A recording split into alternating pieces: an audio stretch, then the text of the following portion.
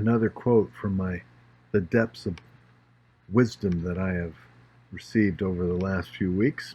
Things that actually you can go to the internet many times and just get these things, but these are some quotes that I pulled up over the course of years. My wife has helped me with many of these. Sue has been a blessing. I'm thankful to God for her. But Johannes Gertner said this. Now remember, it's Johannes Gertner. Anyway, to speak gratitude is courteous and pleasant. To enact gratitude is generous and noble. But to live gratitude is to touch heaven. That's a very interesting thought. Because there are people that are just good people. They're kind. In many ways, they're very thankful. They're just good people. But that's how they are in front of other people. But what is our attitude? David wrote something in Psalm 27. David spent the majority of his life being scrutinized by those that would love to have destroyed him. A great deal of his life was threatened. And he had a tremendous amount of trouble on all sides. But he said in Psalm 27 and verse 13 or 11, he said, "Teach me your way, O Lord, and lead me in the level path because of my foes," because there's people around me, so teach me to go the way that is, I don't want to give them any more reason than what they already have to be against me. Don't deliver me over to the desires of my adversaries, for false witnesses have risen against me, such as breathe out violence. So he's in a tricky spot. It might have been during the period of time with Saul, and could have been many other times in his life, because he had many of those times. Even the people that he seemed to be able to trust the most were individuals that he struggled with. It was just Joab, his general, was not necessarily, although faithful because he was also receiving a degree of recognition from it. We know what happened later on in his life. But notice this, I would have despaired, he says. And by the way, that's what we call a lesion, where things are left out. You have to add something in there.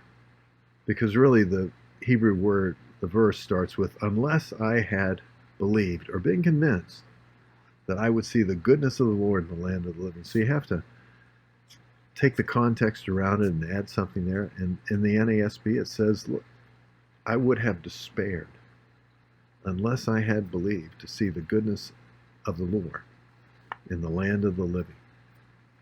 Wait for the Lord, be strong and let your heart take courage. Yes, wait for the Lord. Now we've talked about that person who trusts in humanity. In Jeremiah 17 and verse 6 through 8, it says he'll not see good when it comes. Won't be able to see it. I just want you to take a moment and think. We're not, as believers, just trying to be courteous and nice and thankful around people. We actually want thankfulness to be a part of our life, to actually be a part of our DNA. And we actually have the capacity for this, because we have the very Spirit of God living within us. And believe me, He knows the cost that was paid, the reward that was received as a result of the sacrifice of the Son of God. So I would have despaired if I hadn't believed that God was involved in every detail of my life, that every relationship, good, bad, or indifferent, and all the things that seem to be against me, that God is uniquely vested in those things, and that He has a plan and a purpose for me. And those that are in my life, He has a plan, He has a purpose. And it's not by chance that God is actually providentially involved. He's directing the aspects of my life and yours. I would have despaired if I hadn't believed that I was going to see the goodness of God in the land of the living.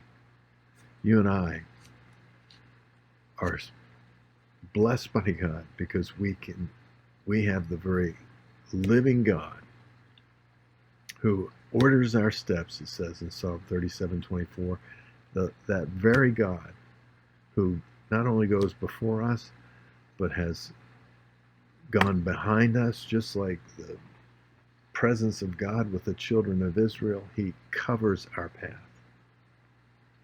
He leads us on. And so we can expect to see the goodness of God. Now, if things aren't good for you today, stop listening to that other voice and let's listen to the Spirit of God. We can expect to see the goodness of God in the land of the living. If not, we'll despair. Hey, let's not just speak, be courteous and pleasant. Let's not just enact gratitude, because that's generous and noble and people recognize it, but let's live gratitude. We can expect to see the goodness of God in the land of the living. Till next time, God bless you.